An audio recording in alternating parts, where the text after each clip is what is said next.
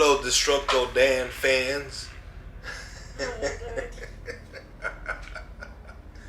Anyways, today we're talking about the real Chuck E. Cheese, right?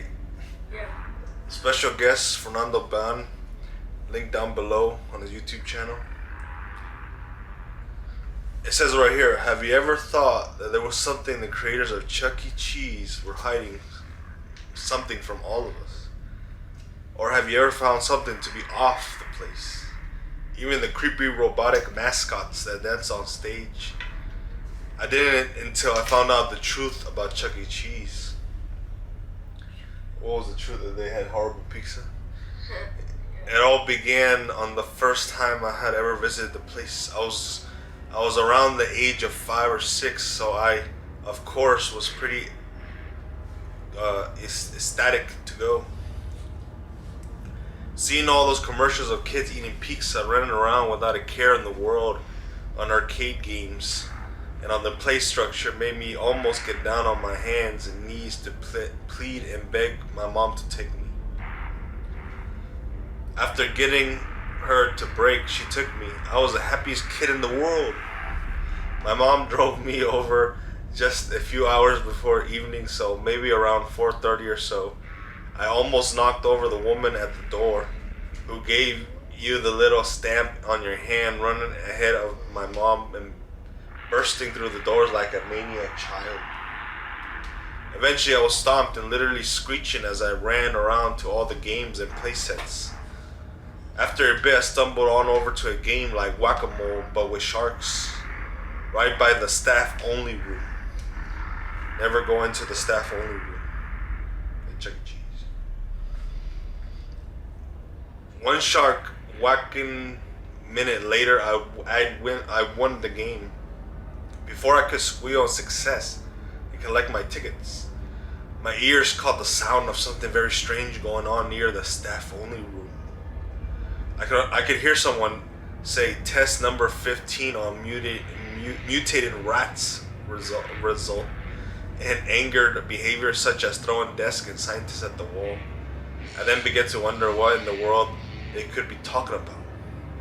Maybe they were making a new game. Being so young, I had no idea at all what was going on there. Being curious and feeling a little bit interested, I pressed myself against the door and listening carefully as a 6-year-old kid would. I could hear them snapping at each other, things like, "What are we gonna do with this beast?" and "Get away from me." A mumble shout poured over. Whoever was in there replied a bit louder, "We just can't kill that thing. It's a beast version of our mascot." And you know the mascot's a rat. Yeah. The talking stopped. I blinked for a second. I pressed myself closer on the door. I quickly realized this is a very bad mistake. As the door opened from my weight against it, I slipped in, going from leaning on the door to falling face flat on the ground of the staff room. Immediately, footsteps trampled over me, hands grabbing at my arms. I was out like a light in a few seconds, and I still don't know what the hell they did to do that. I woke up slowly, my eyes feeling heavy, my body feeling weak, in some kind of interrogation room. A tall man with a serious expression, wearing the cleanest white lab coat I had ever seen, began walking towards me out of the blue. Like he knew I'd be awake. Like he knew I was awake. His voice was deep and it was scratchy from what I could tell when he began to speak. You know, don't you? You know, he said. I was a 6-year-old, half knocked out at Chuck E. Cheese, so I didn't know what they expected from me. I blabbled for a second, letting my tongue function correctly. What? I replied dumbly, blinking hazily. He grabbed my arm, making the static feeling intensify somehow. He pulled me a bit, making me whine, though I quickly shut my toddler trap when a loud banging on the door echoed throughout the room. Naturally, me being so young and clueless, I screamed. Thrashing around, the man let go of me, snapping at me to shut my mouth. Forgetting about almost everything, I trashed around some more, slipping out of my chair. I kicked my legs, going into the corner of the room. I screamed again, banging my foot against something, making a loud clang against my foot. I twisted around and widened down at a air vent. I kicked it again out of scared hot anger. With another loud scream and clang, the metal front popped off again, letting out a shriek when I heard the man stomping towards me. Out of the noise of the clawing metal and banging, I scouted inside, spitting at him. I was scared half to death. I mean, what was I doing here? Where was my mom? He swiped at me for a moment, but he quickly pulled his hand back. There was another loud bang and the man stepped back. Using my tiny little hands, I grabbed the air vent's door, pulled it back, pressing it on the door. Just in time, a piercing hiss was followed by a shout from the stranger and the loudest bang on the door. I crawled back, scouting back into the vent. I had to leave. Even being so young, I knew I was in trouble. I hastily turned around with a little bit of struggle, slowly crawling down the vent. A loud, manly scream echoed through the vent, being followed by more. They were in unison with the sound of crackling and tearing, which I now know was flesh and bone from the stranger.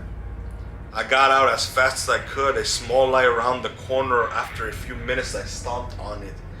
The opening of the vent easily popped open. They really weren't paying attention to how tightly they were screwed on, were they? My feet stumbled as I climbed out, but we were soon trampling to where I saw my mom last, and she was still there with a worried expression on her face. I ran up to her, hugging her tight. My eyes are now glazed with wet, hot tears, and I wanted to go home. I just wanted to go home. I want to go home, I whined in complaint. My mom gave me a strange look, but put a finger on my cheek. You must be tired, sweetheart. She called, and picking me up, I clenched my small fist, holding tightly onto her shirt. We walked out the building, me being also lovingly carried to the car. The distant roar of sirens in the distance became a bit louder and louder. Police cars pulled into the large parking lot and skidded to a halt in front of the once amazing and fun Chuck E. Cheese. My mother almost ran to the car and quickly buckled me into my car seat. A couple of hours later, and home and safe that night, I walked out of my room to get some water before I went to bed. A habit of me trying to procrastinate so I didn't have to sleep. My mother was watching the news. The reporter was talking about some kind of mutated rat coming out of Chuck E. Cheese and disappearing down the alleyways. So what happened to the real Chuck E. Cheese, God only knows. But I will never, and I repeat, never go to any damn Chuck E. Cheese as long as I live.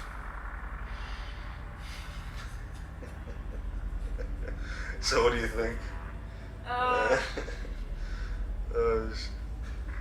don't know if it's like fake, but no, it's real. It really sounds real. It sounds real. If you like the video, give it a like, give it a thumbs up. Write any comments down below if you want if you want videos similar to this. We need ideas. So write down comments down below. Subscribe, hit the notification bell, and I'll see you in the next one. When did it happen?